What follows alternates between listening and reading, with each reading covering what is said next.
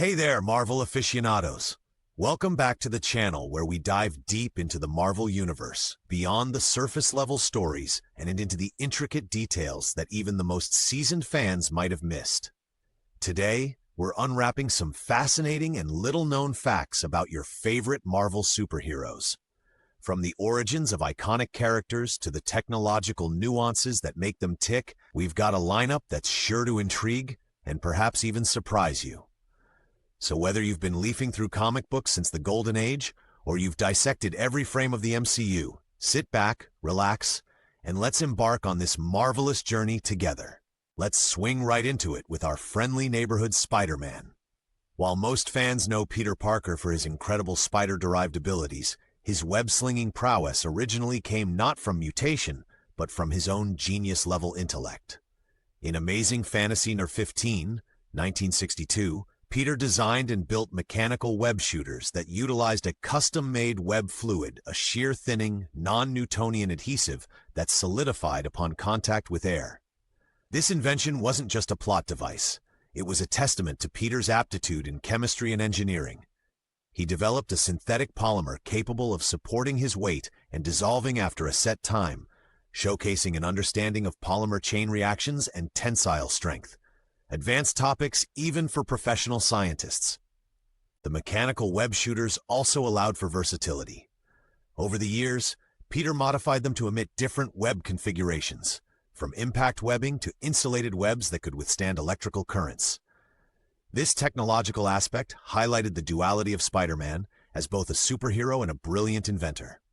In contrast, some adaptations, like the Sam Raimi film trilogy, opted for organic web shooters, integrating them into his biological mutation. This sparked debates among fans and experts alike regarding the portrayal of Peter's intellect versus his spider-induced abilities. Next up, let's delve into the gamma-irradiated world of the Hulk. Believe it or not, when Bruce Banner first transformed into the Hulk in The Incredible Hulk No. 1, 1962, his alter ego was gray, not green. The choice of gray was deliberate. Stan Lee wanted a color that didn't suggest any particular ethnic group, aiming for a creature that was universally relatable in his monstrosity. However, there was a hitch. The printing technology of the early 60s struggled with consistent shading, causing the Gray Hulk to appear in varying tones on different pages, from near black to light gray. By the second issue, the decision was made to switch to green, a color that was both easier to print and visually striking. But the Gray Hulk wasn't abandoned forever. Marvel reintroduced him as an alternate persona named Joe Fixit in The Incredible Hulk No. 324, 1986. This version was more intelligent yet morally ambiguous, working as a Las Vegas enforcer. The existence of multiple Hulk personas delves into complex psychological territory, exploring dissociative identity disorder long before it was widely understood.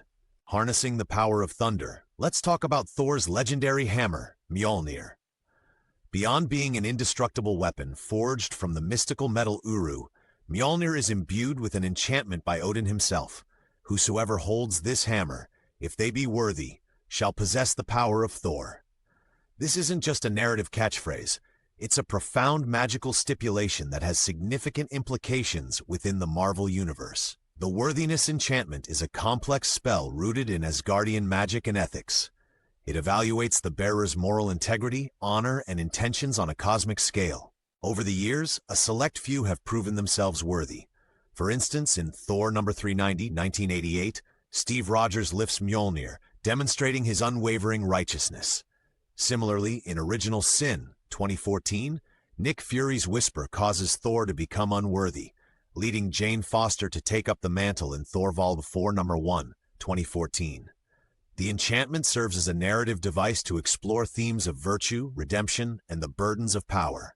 It raises questions about absolute morality versus situational ethics, a topic that resonates with readers who appreciate philosophical depth in their comics. Shifting gears to espionage and subterfuge, let's unravel the enigma that is Black Widow. Natalia Alyanovna Romanova, better known as Natasha Romanoff, isn't just a master spy and assassin. She's also much older than she appears. Born in 1928, her youthful appearance in contemporary stories is due to biotechnology enhancements received from the Soviet Red Room program. In Black Widow: Deadly Origin, 2009, it's revealed that Natasha was biotechnologically and psychotechnologically augmented, granting her an extended lifespan, enhanced immune system, and peak human physical abilities. These enhancements are not mere plot conveniences, but integral to her character development. They allow her backstory to intertwine with significant historical events, World War II, the Cold War, and beyond, adding layers of depth and realism. For expert readers, this opens discussions on the ethics of human enhancement, the psychological toll of extended life, and the interplay between biology and technology. Moreover, her longevity and experiences contribute to her nuanced morality. Having witnessed nearly a century of global upheaval, Natasha operates in shades of gray, often making pragmatic choices that challenge traditional notions of heroism. Now, let's turn our attention to the irreverent and unpredictable Deadpool. One of Deadpool's most distinctive and innovative traits is his habit of breaking the fourth wall. That is, acknowledging his existence as a fictional character within comics and films.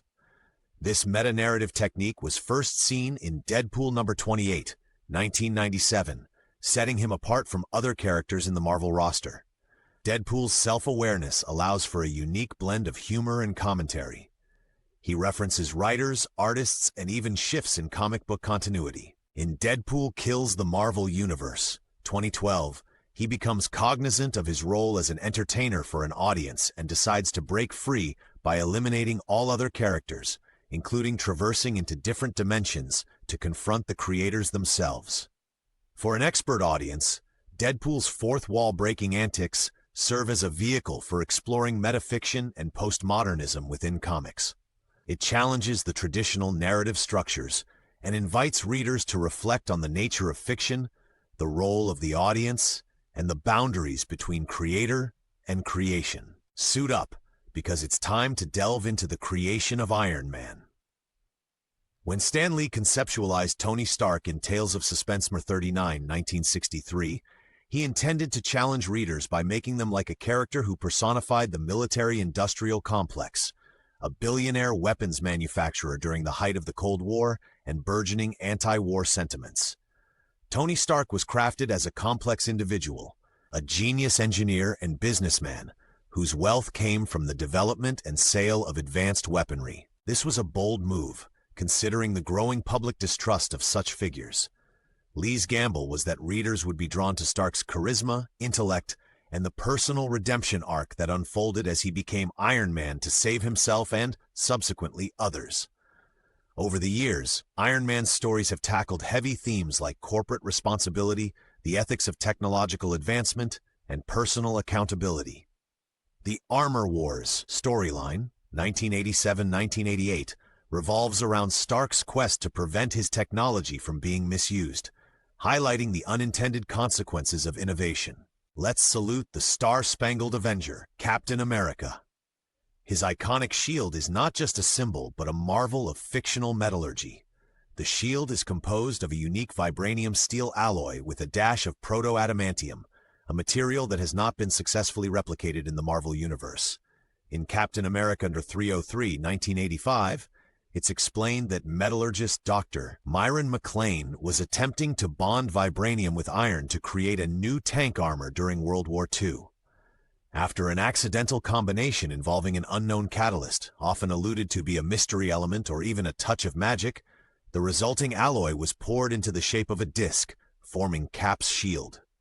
The shield's properties are extraordinary. Vibranium absorbs all vibrations and kinetic energy directed at it, while the steel provides durability. This makes the shield virtually indestructible and able to defy the laws of physics, ricocheting perfectly and absorbing impacts without transferring force to the holder. For those intrigued by materials science, the shield serves as a springboard into discussions about hypothetical alloys, energy absorption, and the conservation of momentum. While purely fictional, it captivates the imagination of readers who appreciate the blend of science and storytelling. Ready to unleash some adamantium fury? Let's talk Wolverine. Originally introduced in The Incredible Hulk No. 180, 1974, Wolverine's claws were depicted as part of his gloves, suggesting mechanical extensions rather than biological appendages. It wasn't until X-Men 98, 1976, that writer Chris Claremont and artist Dave Cockrum revealed that the claws were part of his anatomy. This significant retcon added a new layer to Wolverine's mutant abilities. His claws, along with his accelerated healing factor, heightened senses, and animalistic attributes, painted a picture of a man whose very body was a weapon, even before the Weapon X program bonded adamantium to his skeletal structure. The evolution of Wolverine's claws from artificial to natural raises interesting points about identity and bodily autonomy. The Weapon X storyline delves into themes of government exploitation, human experimentation, and the loss of personal agency, all pertinent topics for an expert audience interested in bioethics. I am Groot. While this three-word phrase might seem limiting, it's actually the tip of the iceberg when it comes to Groot's communication abilities. Groot hails from Planet X and belongs to the Flora Colossi species, a race of sentient tree-like beings with a complex biology. As explained in Annihilation Conquest 2007, Groot's larynx is made of hardened, stiff phloem, which makes his speech sound like he's simply repeating, "I am Groot." However, within these seemingly identical utterances lies a rich linguistic tapestry. The nuances in his tone, pitch, and inflection convey different meanings, emotions, and intentions. Rocket Raccoon, being familiar with Groot's language, often serves as his interpreter. This aspect of Groot's character touches on fascinating linguistic concepts like prosody, the rhythm, stress, and intonation of speech, and nonverbal communication cues.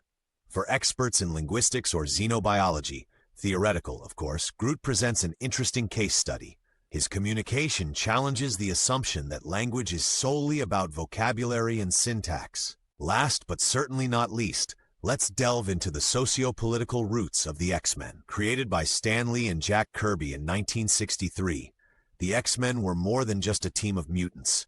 They were a metaphor for the struggles faced by marginalized groups in society. The comics emerged during the Civil Rights Movement, and the themes reflect the era's tensions. Mutants are feared and discriminated against by mainstream society, paralleling the real-world experiences of minority communities. Professor Charles Xavier and Magneto represent different approaches to facing oppression. Xavier advocates for peaceful coexistence, akin to Martin Luther King Jr., while Magneto believes in self-preservation through any means necessary, echoing the philosophies of Malcolm X. Storylines like God Loves, Man Kills, 1982, tackle issues of religious extremism, bigotry, and violence against minorities. The Mutant Registration Act and the Sentinel programs in the comics reflect anxieties about government overreach and the infringement of civil liberties. For an expert audience, the X-Men serve as a profound commentary on social justice, equality, and human rights. The series continually updates its narratives to address contemporary issues such as LGBTQ+ rights, immigration, and discrimination. And that wraps up our deep dive into some of the most intriguing and lesser-known facts about Marvel superheroes. From the scientific ingenuity of Spider-Man to the socio-political allegories embodied by the X-Men, the Marvel Universe offers a rich tapestry of stories that go beyond mere entertainment. These characters and their narratives open doors to discussions on ethics, psychology, sociology, and even theoretical sciences. They remind us that superheroes are not just about capes and powers. They're reflections of our hopes, fears, and the complexities of the human, and sometimes non-human, experience.